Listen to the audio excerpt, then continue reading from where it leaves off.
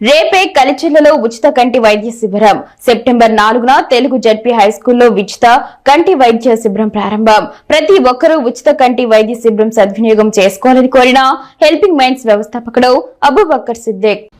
సర్వేంద్రియానం నయనం ప్రధానం అంటూ helping minds స్వచ్ఛంద సేవా సంస్థ ఆధ్వర్యంలో ఐషి కంటి ఆసుపత్రి వారి సహకారంతో తంబలపల్లి నియోజకవర్గం పెద్దమండెం మండలం కలిచెర్ల ప్రాంత వాసులకు ఉచిత కంటి వైద్య శిబిరం నిర్వహించబోతున్నట్లు హెల్పింగ్ మైండ్స్ వ్యవస్థాపకుడు అబూబకర్ సిద్దిక్ తెలిపారు.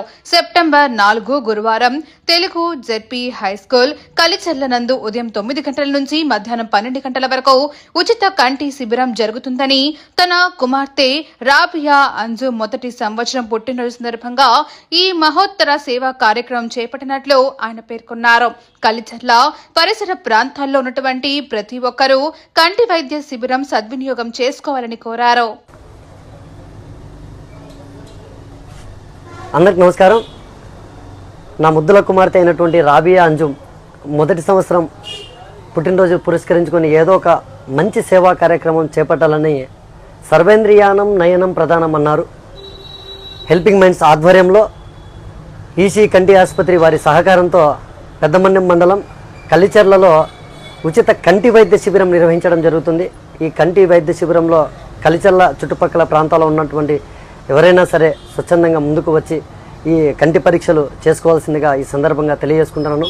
మనం చూసుకున్నట్లయితే ప్రస్తుత సమాజంలో ఈ మొబైల్ చూడడం కానీ, లేదంటే మనం పౌష్టికాహార లోపం వల్ల ఈ కంటి చూపు సమస్యలు అనేది చాలా ఎక్కువ ఉన్నాయి.